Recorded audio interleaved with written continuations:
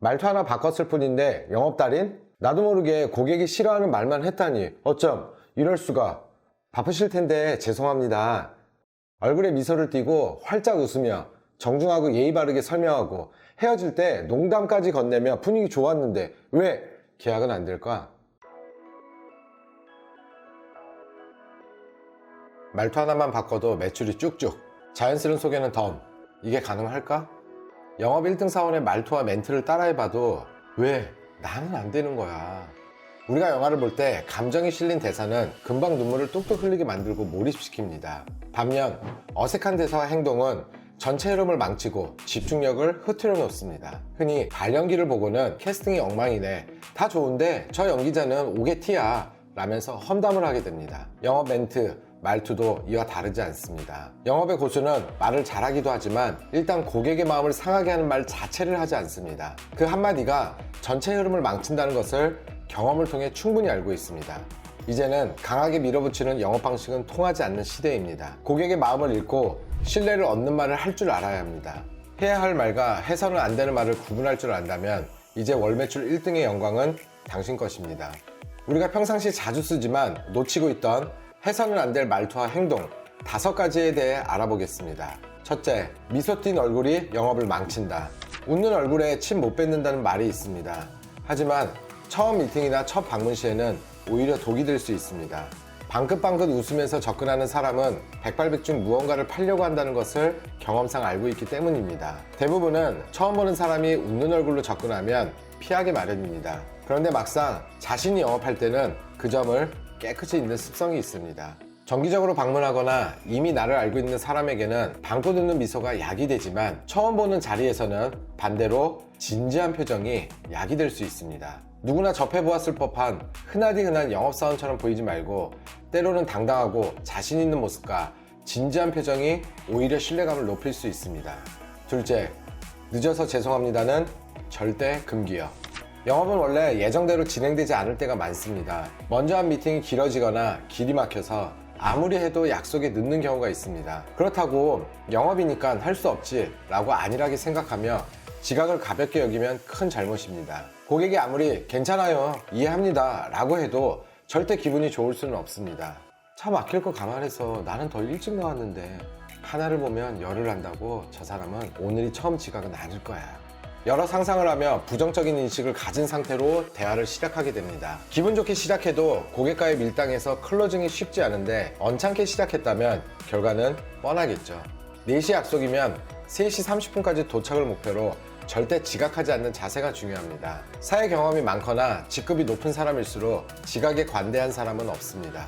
셋째, 긴 설명을 집중해서 듣게 하는 비법. 영업을 못하는 사람일수록 회사에서 배운 내용, 고객이 알고 있으면 도움될 거라는 정보, 제품의 특징 등을 끝까지 일방적으로 말하는 경향이 짙습니다. 사실 다른 사람의 이야기를 계속 집중해서 듣기란 너무나도 힘든 일입니다. 잘 나가는 영업사원은 이렇게 말합니다. 여기까지 이해되시나요? 지금까지 궁금한 사항 있으세요? 땡땡에 관해 말씀드렸는데 어떠세요? 이야기 중간중간 이렇게 질문해서 상대방의 반응을 확인합니다. 일방적인 대화가 아닌 서로 상호 소통하며 얘기를 나눠야 고객이 하품하는 횟수가 적어질 것입니다.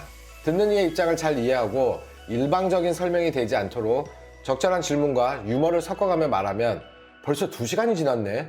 라면서 고객도 깜짝 놀라게 될 겁니다. 넷째, 고객이 비싸다고 불평할 때 해야 할 말. 왜 이렇게 비싸요? 너무 비싼데? 소재 자체가 고가이고 장인이 손수 만들어서 가격이 비쌀 수밖에 없습니다.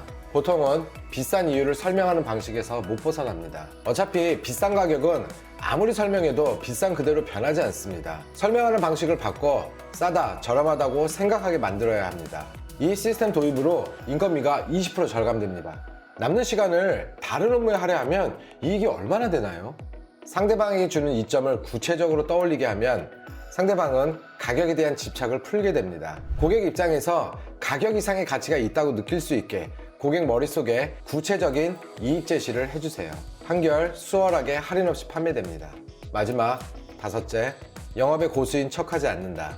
실적이 부진해서 고민하는 영업사원 중 상당수가 이상적인 영업사원의 모습을 연출합니다. 영업사원은 밝고 활기찬 목소리로 능숙하게 말해야 한다는 일종의 고정관념이 존재합니다. 많은 사람들이 그렇게 믿고 그렇게 되려고 노력합니다. 있는 그대로의 모습으로 영업하세요. 안 팔리는 이유가 말이 어눌해서 성격이 어두워서가 아닙니다. 사실은 어두운데 밝은 척하기 때문입니다. 속마음을 아는 가족이나 친구가 있을 때처럼 평소 모습으로 영업해보세요.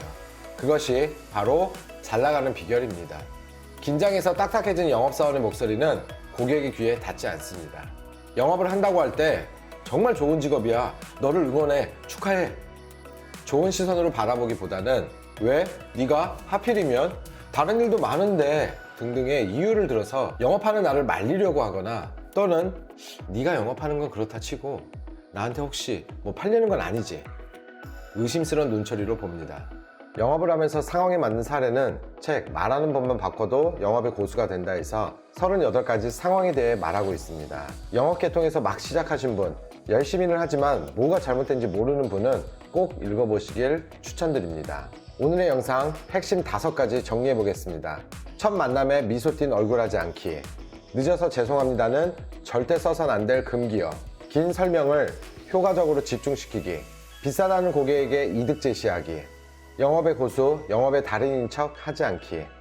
어디서든 무엇이든 팔 수 있는 영업 능력이야말로 평생의 자산입니다. 지금은 소통의 시대라 사람과의 관계에 애로사항을 호소하는 직장인들이 많습니다. 다른 사람과 다른 회사와 소통해야 되는 상황에서 가장 눈부신 활약을 하는 것이 바로 영업입니다. 2017년 서울대 김남두 교수님이 발표한 키워드 중에 영업의 시대가 온다라고 발표하셨습니다. 장기화된 불황으로 소비자의 지갑 열기가 훨씬 어려워진 상황에서 진실의 순간은 오직 사람만이 가능하다고 말씀하십니다. 기업을 존속시켜주는 성과는 영업만이 가능하며 잊지 말아야 될 사실, 인생 자체가 큰 틀에서 영업입니다. 이제까지 트렌드 읽어주는 트렌드북이었습니다.